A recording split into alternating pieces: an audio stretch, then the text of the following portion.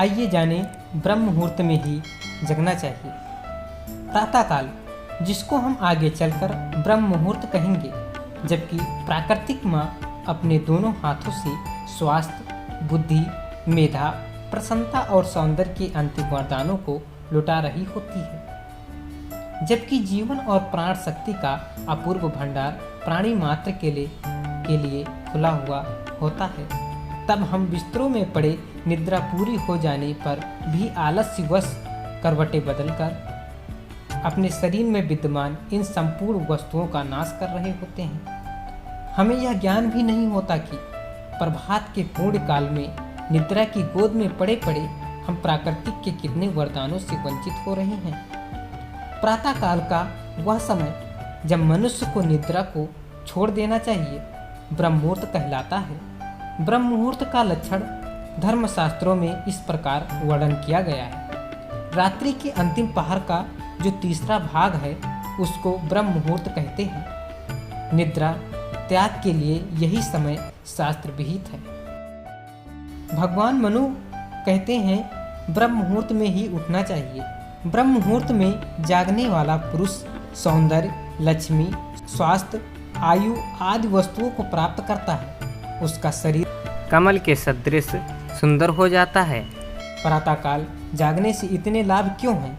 इस प्रश्न का उत्तर प्रातःकाल की उस प्राणप्रद वायु में निहित है जो प्राकृतिक रूप से उस समय बहा करती है, जिसके एक एक कण में जीवनी शक्ति का अपूर्व सम्मिश्रण रहता है। यह वायु रात्रि में चंद्रमा द्वारा पृथ्वी पर बरसाए हुए अमृत बिंदुओं को अपने साथ लेकर बहती है। इसीलिए शास्त्रों में इसे वीर वायु के नाम से स्मरण किया गया है।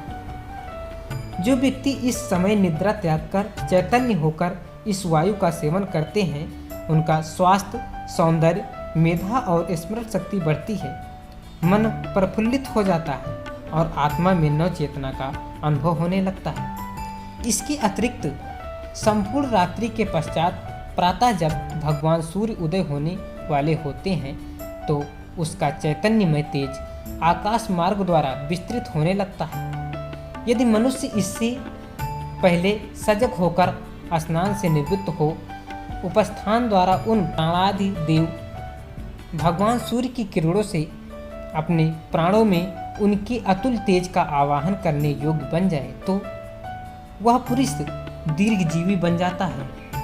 वातावरण में गैस का निश्चित अनुपात है जो लगभग इस प्रकार है: ऑक्सीजन 21%, कार्बन डाइऑक्साइड 6% और नाइट्रोजन 73%। विज्ञान के अनुसार संपूर्ण दिन वायु का यही प्रवाह क्रम रहता है, किंतु प्रातः और शयन जब संधि काल होता है इस क्रम में कुछ परिवर्तन हो जाता है।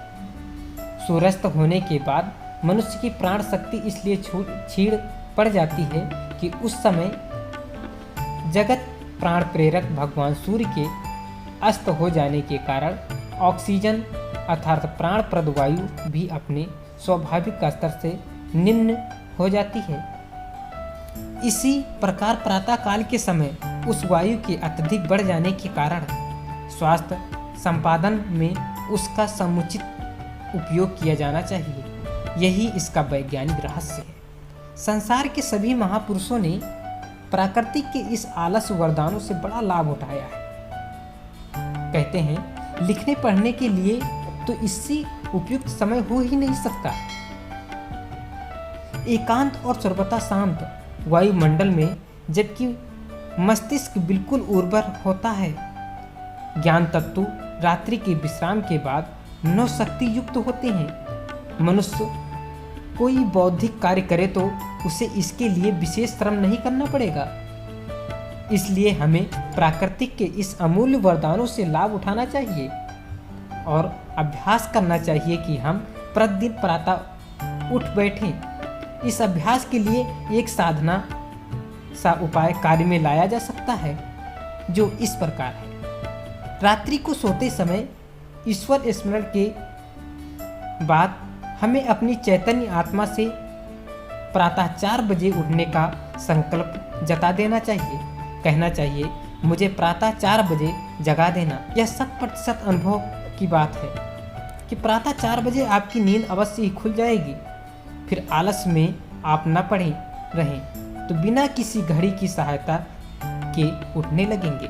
सुबह में जागने के लिए रात में 9-10 बजे के भीतर ही सो जाना चाहिए। सोना आवश्यक भी है। अधिक रात बीतने पर सोने से भोर में शैया त्याग करना तो कठिन है। यदि करे भी तो उसके लाभ के बदले हानि ही होती है। शरीर दुर्लभ और अस्वस्थ हो जाता है, माथा भारी हो जाता है, आंखों में जलन पैदा होती है और कोई कार्य करने में उत्साह नहीं होता। यद्यपि भोर में 4 बजे जगने वाले को रात में 9-10 बजे सो जाना चाहिए, यह उचित भी है। रात्रि में सब भावनाओं को मन से हटाकर शांत चित्त से शयन करने का अभ्यास करना चाहिए।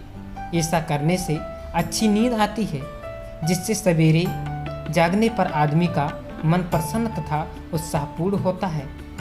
वह अपने शरीर का उत्तम रूप से स्पादन करने में समर्थ होता है। यही नहीं, इस अभ्यास से अनेक प्रलोभनों, विपत्तियों तथा आशंकाओं से रक्षा होती है।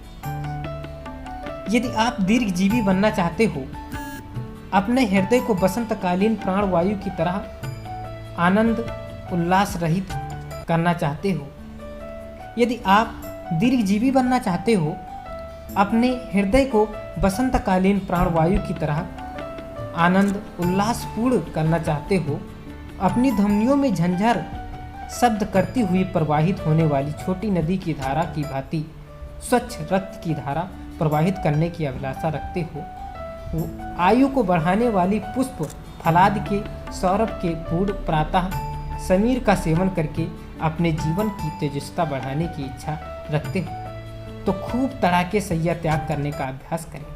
यदि आप इस जीवन में कोई महत्वपूर्ण कार्य करके अपने मानव जीवन को सार्थक बनाना चाहते हो, यदि अकाल मृत्यु से बचने की अभिलाषा रखते हो, तो प्रतिज्ञापूर्वक नियमित रूप से भोर में जगा करें तथा प्रातःकालीन वायु का सेवन करें और ईश्वर का नाम लेकर उत्साहपूर्वक अपने कार्य में निवृत्त हो। ये कुछ तथ्य हैं मॉर्निंग में जगने के। इसको अपने जीवन में उतारिए और अपने मानव जीवन को धन्य बनाइए।